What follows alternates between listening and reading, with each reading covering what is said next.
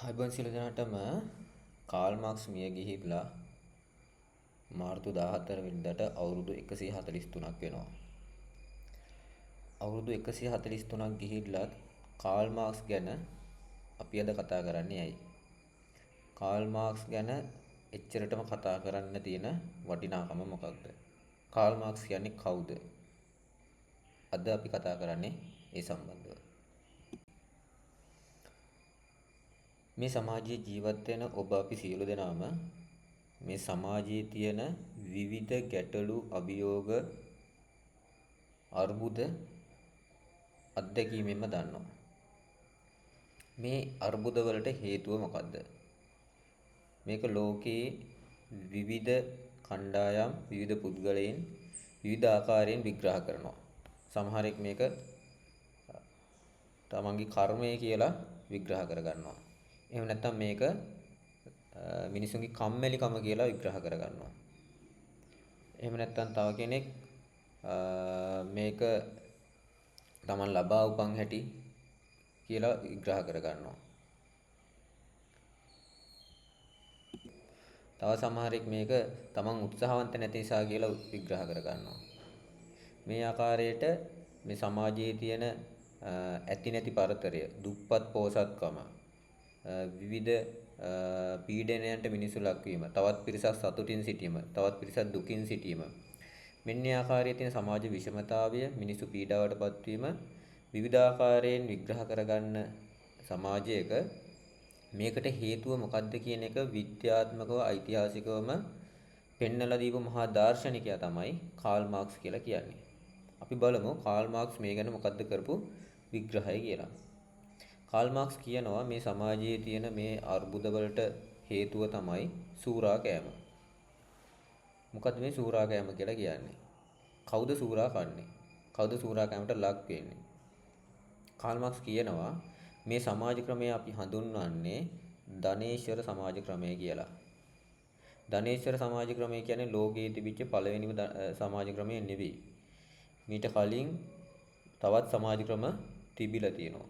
ධනේශ්වර සමාජ ක්‍රමයට කලින් ලෝකයේ වැඩවසම් සමාජ ක්‍රමය, ශ්‍රී ලංකාවේ නම් ආසියාතික සමාජ ක්‍රමය. ඊටත් කලින් ලෝකයේ වහල් හිමි සමාජ ක්‍රමය. ඊටත් කලින් මිනිස්සු ප්‍රාථමික සාමූහික සමාජය කියලා සමාජ ක්‍රමයක ජීවත් වුණා කියලා කියනවා. එතකොට ප්‍රාථමික සාමූහික සමාජයෙන් පස්සේ ඇතිවෙච්ච මේ සමාජ ක්‍රම හැම එකකදීම පීඩිත පන්තිය සහ පීඩක පන්තිය කියලා පන්ති දෙකකට සමාජය බෙදිලා තියෙනවා. ඒ බෙදීම ඇතුලේ දීපල එහෙම නැත්නම් මේ නිෂ්පාදනයන්ට අයිතිවාසිකම් කියන නිෂ්පාදනයන්ගේ අයිතිය සහිත පීඩක පන්තියකුත් ඒ වගේම දීපල අහිමි ශ්‍රමයේ විතරක් වගුරවන වැඩ කරන අයගේ පීඩිත පන්තියකුත් විදියට පන්ති දෙකකට සමාජය බෙදුණා කියලා කාල් මාක්ස් කියනවා. ඒ බෙදීමේ ස්වરૂපය විවිධ ආකාරයෙන් විවිධ සමාජ ක්‍රමවලදී දකින්න තියෙනවා. වහල් හිමි සමාජයේදී වහලා සහ වහල් හිමියා, වැඩවසම් සමාජයේදී ඉඩම් හිමියා සහ ඉඩමේ වැඩ කරන ප්‍රවේණිදාසයා, ඒ වගේම තමයි ධනේශ්වර ක්‍රමයට එනකොට ධනපතිය සහ නිර්ධන කම්කරුවා නැත්තම් වැඩ කරන ජනතාව විදියට. ඒතර වහල් හිමි සමාජයේදී මේ කියන සූරා කෑම අපිට දකින්න පුළුවන් නේ. වහලා වැඩ කරනවා, වහලාට ඒකේ වැඩ කිරීමේ ප්‍රතිලාභයක් ලැබෙන්නේ නැහැ. නමුත් වහල් හිමියා තමයි සම්පූර්ණම ඒ ප්‍රතිලාභය ගන්නෙ. වැඩවසම් යුගයේදීත් එහෙම තමයි. නේ ඉඩම් වල අයිති අය ඉන්නවා, ඉඩම් වල හිමිකරුවෝ ඉන්නවා, දේපල හිමිකරුවෝ ඉන්නවා. ඒගොල්ලන්ගේ ඉඩමේ වැඩ කරන අයට සොච්චම් අස්වනු ප්‍රමාණයක් වැඩ කිරීමට අදාළව ලැබෙනවා. නමුත් සම්පූර්ණ ඉඩම් වල හිමිකාරීත්වයේ දරන අය තමයි සම්පූර්ණම ඒ අස්වනු වල නිෂ්පාදනය ලබා ගන්නෙ. නමුත් ධනේශ්වර ක්‍රමයට එනකොට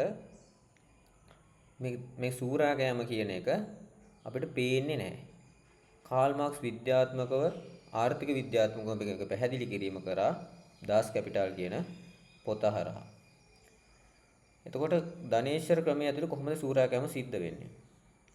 ධනේශ්වර ක්‍රමයේ බිහි වෙන්නෙම මුදල් සහිත ධනය රැස් කරගත් වෙළඳ පැලැන්තියක් විසින් එයාලගේ තියෙන මුදල් වල බලයෙන් කර්මාන්ත ශාලා යන්ත්‍ර සූත්‍ර අමුද්‍රව්‍ය පාවිච්චි කරලා නිෂ්පාදනය කරන්න පටන් ගන්නවා. මේ නිෂ්පාදන ආයතන වල ශ්‍රමය වැගිරීම සඳහා ශ්‍රමිකයන් යොදා ගන්නවා. ඒ ශ්‍රමයේ වගුරුවන ශ්‍රමිකයා තමයි සම්පූර්ණ නිෂ්පාදනය සිද්ධ කරන්නේ. එයා වැඩ කරන පැය 8 හෝ පැය 10 හෝ පැය 12 තුල එයා තමයි හදන නිෂ්පාදනය සම්පූර්ණයෙන්ම සිද්ධ කරන්නේ. නමුත් ඒ ශ්‍රමිකයාට ඒ කරන ශ්‍රමයට අදාළ වටිනාකම සම්පූර්ණයෙන්ම ඒ නිෂ්පාදනය කරන භාණ්ඩයට අදාළ වටිනාකම සම්පූර්ණයෙන්ම ශ්‍රමිකයාට හම්බෙන්නේ නැහැ. ඒ වටිනාකම සම්පූර්ණයෙන්ම ලබාගන්නේ නිෂ්පාදනය ආයතනයේ හිමිකාරීත්වයේ දරන දීපල හිමියා එහෙම නැත්නම් නිෂ්පාදන ආයතනයේ හිමිකාරීත්වය එහෙම නැත්නම් ධනපතියා. මේ ශ්‍රමයේ වගුරුන ශ්‍රමිකයාට කම්කරුවට ලැබෙන්නේ වැටුප් ශ්‍රමයක්. ඒ කම්කරුවා නැවත නැවතත් තමගේ කර්මාන්තශාලාවට ගෙන්වා ගැනීමේ අරමුණින් මිසක් ඒ කම්කරුවාගේ සම්පූර්ණ හිමිකාරීත්වය නෙවෙයි. ඔන්න ඔය කියන විදිහට කාල් මාක්ස් කියනවා මේකට අතිරික්ත වටිනාකමක් දීපල හිමියා විසින් රැස් කර ගන්නවා කියලා ලාභයේ විදිහට. මේ ලාභය නැවත පොදි ගහ ගනිමින් නැවත මේ දේවල් කර්මාන්ත ආරම්භය සඳහා යොදවමින් අලුත් යන්ත්‍ර සූත්‍ර භාවිතයට ගනිමින් තව තවත් නිෂ්පාදනය වැඩි දියුණු කරනවා කියලා කාල් මාක්ස් කියනවා. ඒතර මේකේ තියෙන අර්බුදය කොහොමද කාල් මාක්ස් විග්‍රහ කරන්නේ? මේකේ අර්බුදය තමයි ශ්‍රමිකයාට ශ්‍රමිකයාගේ පංගුව ලැබෙන්නේ නැහැ. ඔහු සූරා කෑමට ලක් වෙනවා. ඒ වගේම තමයි ඒ සූරා කෑමට ලක් කර ගැනීමෙන් ඉතුරු කරගන්න අතිරික්ත ධනය ධනපතියා අත තියාගනිමින් නැවත නැවත නිෂ්පාදනය සඳහා යොදවනවා. නැවත නැවත ලාභය උපයන්න ධනපතියා උත්සාහ කරනවා. ඒ නිසා කාල් මාක්ස් කියනවා ධනපතියා ලාභය උපයා ගැනීමේ අරමුණින් විතරයි මේ නිෂ්පාදනය කරන්නේ. ඒ දේවල් සමාජයට අවශ්‍යද අවශ්‍යතාවයට අනුවද මේ දේවල් නිෂ්පාදනය කරන කියන එක ධනපතියට අදාළම නැහැ. ලාභය උපයා ගැනීමේ අරමුණින් තමයි ධනපතියා නිෂ්පාදනය කරන්න කියලා. මෙන්න මේ හේතු කොටගෙන නිෂ්පාදන අතිරික්තයක් සමාජයේ ඇති වෙනවා. මොකද ධනපතියෝ සියලු දෙනාම ලාභය උපයා ගැනීම වෙනුවෙන් නැවත එකම භාණ්ඩය උනත් නිෂ්පාදනය කරනවා. ඒක නිසා සමාජයට අතිරික්ත භාණ්ඩ ප්‍රමාණයකුත් මේ නිසා වෙළඳ පොළට එනවා. ඒතර මේ වෙළඳ පොළට එන භාණ්ඩ ටික විකුණ ගන්න වෙන්නේ මේ කියන කම්කරුවන්ටම තමයි. ඒතර කම්කරුවා අතේ ඒකට අදාළ මුදල් නැහැ. එයි කම්කරුවෝ ස්තූරා කෑමට ලක් වෙලා ඔවුන්ගේ ජීවන තත්ත්වය පවත්වාගෙන යන්න අවශ්‍ය කරන අවම වැටුපක්වත් හම්බෙන්නේ නැති තත්ත්වයටපත් වෙනවා. ඔන්නෝක නිසා ධනේශ්වර ක්‍රමය තමන් විසින්ම තමන්ගේ මිනීවල කපා ගන්නවා කියලා කාල් මාක්ස් පැහැදිලි කරලා දුන්නා. ඒක තවදුරටත් පැහැදිලි කරගත්තොත් අපි දන්නවා දැන් ලොකු භාණ්ඩ ප්‍රමාණයක් වෙළඳ පොළට එනවා.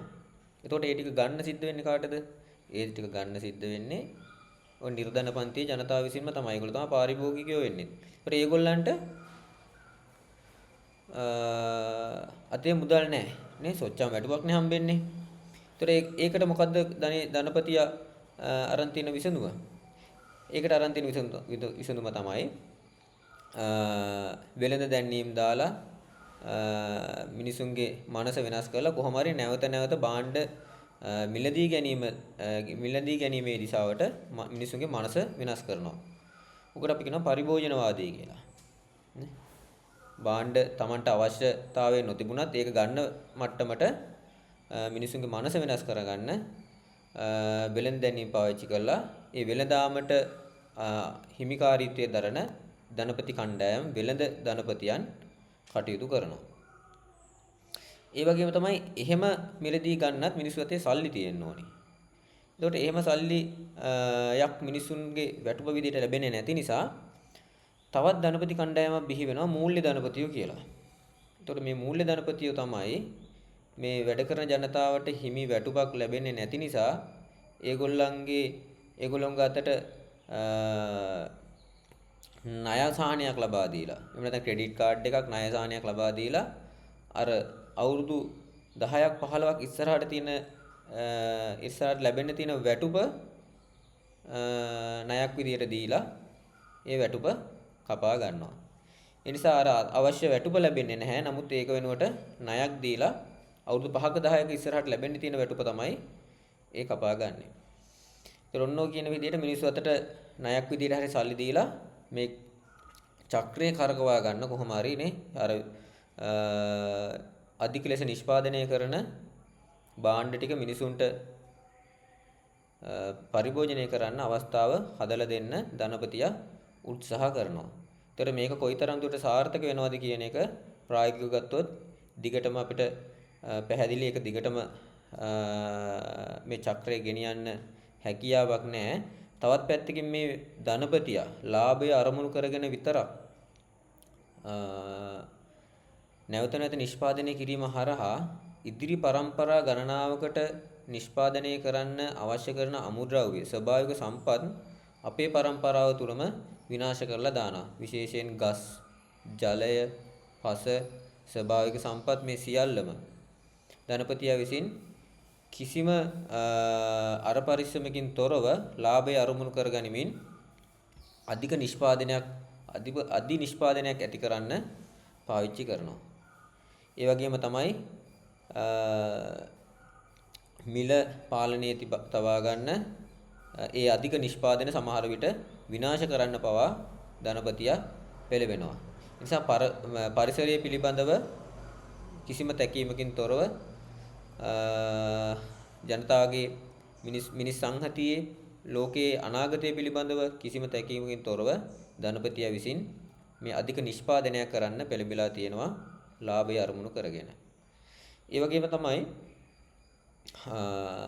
ඒක නිසා වායුගෝලීය උණුසුම වැඩි වෙලා තියෙනවා. ද්‍රවීය කලාපවල උත්තර ධ්‍රවයේ දක්ෂිණ ධ්‍රවයේ අයිස් කඳු දිය වෙන්න පටන් ගන්න තියෙනවා. සාගර ජලය මට්ටම ඉහළ යන්න පටන් ගන්න තියෙනවා. කාබන් ඩයොක්සයිඩ් සහ විෂ වායු වායුගෝලයට අධික ලෙස නිරාවරණය වෙනවා. මෙන්න මේ කියන පරිසර ගැටලු රාශියක් මෙන්න මේ කියන ධනේශ්වර ක්‍රමයේ තියෙන ලාභය අරමුණු කර ගැනීම නිසාම නිෂ්පාදනය සඳහා පරිසර ගැටලු විශාල ප්‍රමාණයක් ඇවිල්ලා තියෙනවා. ඊට අමතරව තමයි සමාජීය ගැටලු. මොනවා සමාජීය ගැටලු? මිනිස්සු නිෂ්පාදනය ධනපතියා මේ නිෂ්පාදනය කරන්නේ ලාභය අරමුණු කරගෙන විතරයි. මේ ලාභය සහ මුදල් අරමුණු කරගෙන නිෂ්පාදනය කිරීම හරහාම මිනිස්සු මුදල් මත යැපෙන සියලු ගනුදෙනු මුදල් මත තීරණය වෙන මානුෂික හැඟීම් මානුෂික සම්බන්ධතා යට යන සමාජයක් බවට පත් කරලා තියෙනවා. ඒ නිසා කාල් මාක්ස් කියනවා මේ ධනේශ්වර ක්‍රමය ඇතුලේ සියලු මානුෂික සම්බන්ධතා හැඟීම් කියන ඒවා ආත්මාර්ථකාමයේ කියන අයිස් වතුරේ ගිල්ලලා තියෙනවා කියලා. මොකද්ද මේ අයිස් වතුර කියන්නේ? අයිස් වතුරේ ගිල්ලුවාම අපි දන්නවා ඒක හැඟීම් දැනීම් දැනෙන්නේ හිරි වැටිලා තියෙන්නේ. ඒ මේ සමාජය ගත්තොත් එහෙම ලාභය මුදල් අරමුණු කරගෙන නිෂ්පාදනය කිරීම හරහා පරිභෝජනය කිරීම හරහා මුදල් නැතුව කිසි දෙයක් කරගන්න බැරි මට්ටමට මේ සමාජය පත් වීම නිසා මිනිස්සු මුදල් මත සියලු ගනුදෙනු තීරණය කරනවා. සමාජීය මානුෂීය හැඟීම් කියන ඒවා යටපත් කරලා මිනිස්සු හිරි වැටිච්ච ස්වරූපයකට මේ සමාජ ක්‍රමය පත් වෙලා තියෙනවා කියලා කාල් මාක්ස් කියනවා. ඒ වගේම තමයි කාල් මාක්ස් කියනවා මේ සමාජ ක්‍රමය ඇතුලේ මේ ශ්‍රමිකයෝ වැඩ කරන ජනතාව නැවත නැවත මේ වැටුප් ශ්‍රමයක් වෙනුවෙන් වැඩ කිරීම හරහා මානසික සම්බන්ධතාව වලින් දුරස් වීම හරහා මිනිස්සු පරත්තාරෝපණයට ලක් වෙනවා කියලා. පරත්තාරෝපණය නැත්නම් ඒලියනේෂන් කියලා කියන්නේ මිනිස්සු තමන් මේ නිෂ්පාදනය කරන භාණ්ඩයත් එක්ක තියෙන ඒ ආධ්‍යාත්මික බැඳීම කියන එක මේක ඇතුලේ නැති කරලා තමන් මොකක් හරි භාණ්ඩ හදන ජාලයක නිෂ්පාදන ජාලයක මොකක් හරි යාන්ත්‍රික වැඩ කොටසක් කරන පුද්ගලයෙක් බවට මේක ඇතුලේ පත් වෙනවා.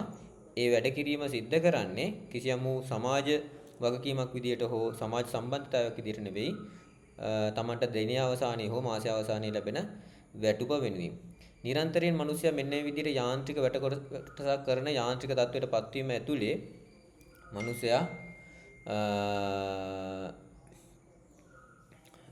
මිනිසුන්ගෙන් ඈත් වෙනවා. තමන් නිෂ්පාදනය කරන භාණ්ඩයත් එක්ක තියෙන බැඳීමෙන් ඈත් වෙනවා. ඒ නිසා හුදකලා තත්වයකටපත් වෙනවා. ඔකට අපි කියනවා ඒලියනේෂන් එහෙම නැත්නම් පරත්තාරෝපණය කියලා. මේක උපරිම තත්යකට ආවට පස්සේ මිනිසුන්ට ડિප්‍රෙෂන්, නැත්නම් විෂාදය, ඊට පස්සේ මානසික රෝග, ඒ වගේම සියදිවි හානි කිරීම දක්වාම මේ දේවල් වර්ධනය වෙන්න පුළුවන් කියලා කාල් මාක්ස් කියනවා. ඒ නිසා මේ සමාජ ක්‍රමය, මේ ධනේශ්වර ක්‍රමය ඇතුළේ තියෙන මේ සූරාකෑම පදනම් කරගත්තු සමාජ ක්‍රමය ලෝකයට ඊටමත් නරක අත්දැකීම් ලබලා දීලා තියෙනවා. ඒකේ ඊළඟ පියවරවල් තමයි මේ අපි මේ කාලේ අත්දකින ලෝකේ නැවත නැවත බෙදා ගැනීම දක්වා ගිහිල්ලා තියෙන යුද්ධමය තත්ත්වයන් දක්වා මිනිස්සු තවත් මිනිස් සංහතිය තවත් මිනිස් සංහතියෙම කොටසක් මරා දැමීම දක්වාම ගිහිල්ලා තියෙනවා. අමුද්‍රව්‍ය බෙදා ගන්න, භූමිය බෙදා ගන්න, වෙළඳපොළ බෙදා ගැනීම නිසා. ඒක නිසා මුදල් මත සියල්ල තීරණය වෙන සමාජයක මානසික හැඟීම් යටපත් වෙලා තියෙනවා. ඒතර මේ සමාජය අපිට ඉතුරු කරන්නේ, අපිට ලබා දෙන්නේ දිනෙන් දින තව තවත් ඛේදවාචක විතරයි. නිසා මේ සමාජ ක්‍රමයට තවදුරටත් මේ විදිහට ගමන් කරන්න බෑ කියලා කාල් මාක්ස් න්‍යායිකව පැහැදිලි කරලා තියෙනවා. ඒක නිසා ওই වහල් හිමි සමාජ ක්‍රමය බිඳ වැටිලා වැඩවසම් යුගයේ බිහි වුණා වගේම වැඩවසම් සමාජ ක්‍රමය වෙන ආසියාතික සමාජ ක්‍රමයෙන් පස්සේ ධනේශ්වර සමාජ ක්‍රමය බිහි වුණා වගේම මේ සමාජ ක්‍රමයේම තියෙන දුර්වලතාවය නිසා සමාජ ක්‍රමය තවදුරටත් පවත්වාගෙන යන්න බැරිකම නිසාම මේ සමාජ ක්‍රමය අර්බුදයට යනවා. ඒක විසඳුම විදිහට මිනිස්සු දැනුම්වත්ව කටයුතු කිරීම හරහා අපිට උනම් මීට වඩා හොඳ සමාජ ක්‍රමයක් බිහි කරගන්න. ඒකට අපි කියනවා මේ පන්ති රහිත එහෙම නැත්නම් සූරාකෑම රහිත සමාජ ක්‍රමයක් අපි එකට කියනවා කොමියුනිස්ට් සමාජ ක්‍රමයක් කියලා. එතන මේ කොමියුනිස්ට් සමාජ ක්‍රමයේ බිහි කිරීම ධනේශ්වර ක්‍රමයේ සිට කොමියුනිස්ට් සමාජ ක්‍රමයේ බිහි කිරීම දක්වා ඇති සමාජ පරිවර්තන යුගයට අපි කියනවා සමාජවාදය කියලා. එතකොට මේ කොමියුනිස්ට් සමාජ ක්‍රමයක් කියන්නේ මොකද්ද? කොමියුනිස්ට් සමාජ ක්‍රමයේ සහ ධනේශ්වර සමාජ ක්‍රමයේ තියෙන ප්‍රධාන වෙනස්කම මොකද්ද? ප්‍රධාන වෙනස්කම තමයි කොමියුනිස්ට් සමාජ ක්‍රමය ඇතුලේ පන්ති පවතින්නේ නැහැ. දේපල හිමි පැලැන්තියක් විසින් දේපල හිමි පැලැන්තියක් සූරාකෑමට ලක්වන්නේ නැති සමාජ ක්‍රමයක් තමයි කොමියුනිස්ට් සමාජ ක්‍රමයක් කියන්නේ. ඒතර කොමියුනිස්ට් සමාජ ක්‍රමයක කාල් මාක්ස් කියනවා සියලු දෙනා තමන්ට හැකියාව තියෙන පරිදි වැඩ කරනවා. ඒ වගේම සියලු දෙනාට තමන්ට අවශ්‍යතාවය තියෙන පරිදි ප්‍රතිලාභ ලැබෙනවා කියලා. එහෙනම් මේ සමාජ ක්‍රමයක වෙන්නේ නැද්ද? මේ සමාජ ක්‍රමය මොකක්ද වෙන්නේ? මේ සමාජ ක්‍රමයේ සියලු දෙනාම තමන්ට හැකියාව තියෙන පරිදිද වැඩ කරන්නේ? නෑ. සියලු දෙනාම තමන්ට හැකි ප්‍රමාණයටත් වඩා වැඩ කරනවා. කම්කරුවෙක් ගත්තොත් පැය 8ක්, පැය 10ක්, සමහර විට OT කළා තවත් පැය 12ක් වගේ වැඩ කරනවා. සමහරු පැය 8ක රාජ්‍ය සේවය ඉවර කළා රජයේ සේවකයෝ එහෙම නැත්නම් වෙනත් ආයතනයක වැඩ කරන සේවකයෝ පැය 8ක් 10ක් ආයතනයේ සේවය කළා එළියට ඇවිල්ලා ත්‍රිවිල් එකක් හයර් කරනවා. නැත්නම් හවසට පොඩි වෙළඳාමක් කරනවා.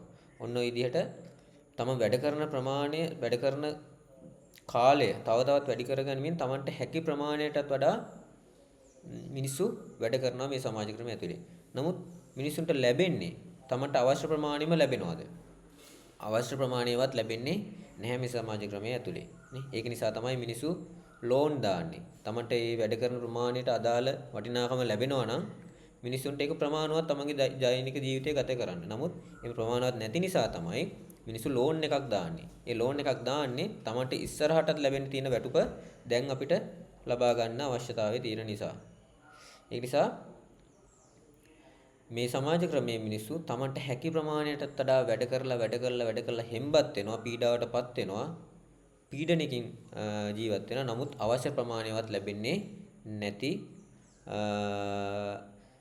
සමාජ ක්‍රමයක තමයි අපි ජීවත් වෙන්නේ. ඒ නිසා කාල් මාක්ස් කියන්නේ මේ සමාජ ක්‍රම වෙනස් කිරීමෙන් කොමියුනිස්ට් සමාජ ක්‍රමය දක්වා ගමන් කිරීම හරහා ඒ සමාජ ක්‍රමය ඇතුලේ සියලු දෙනාම තමන්ට හැකි ප්‍රමාණයෙන් වැඩ කරනවා. ඒ හැකි ප්‍රමාණය කියලා කියන්නේ කම්කරුවන්ට තමන්ට හැකි පැය ප්‍රමාණයක් වැඩ කරනවා. ඒක ඇතුලේ වැඩ කිරීමට නොහැකි ආබාධිත අය, කුඩා දරුවන්, ඒගොල්ලෝ ශ්‍රමය වගුරන්නේ නැති වුණාට ඒගොල්ලන්ට අවශ්‍යතාවයට අනුව සියලුම ප්‍රතිලාභ හම්බ වෙන සමාජ ක්‍රමයක්. ඒ වගේම තමයි ඒක අපිට දැන් ප්‍රායෝගිකව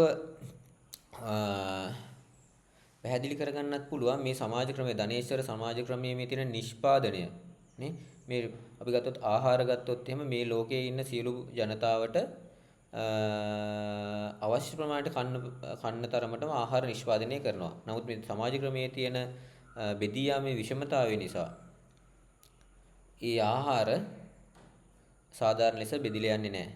එක් කණ්ඩායමකට තමන්ගේ අවශ්‍ය ප්‍රමාණයටත් වඩා කැම දිරව ගන්න බැරි තරමටම ආහාර තියෙනවා. තවත් සමාජ කණ්ඩායම තවත් සමහර රටවල් වල අවශ්‍ය ප්‍රමාණයට කැම නොලැබීම නිසා බඩගින්නේ මැරෙන තත්වයටම පත් වෙලා තියෙනවා.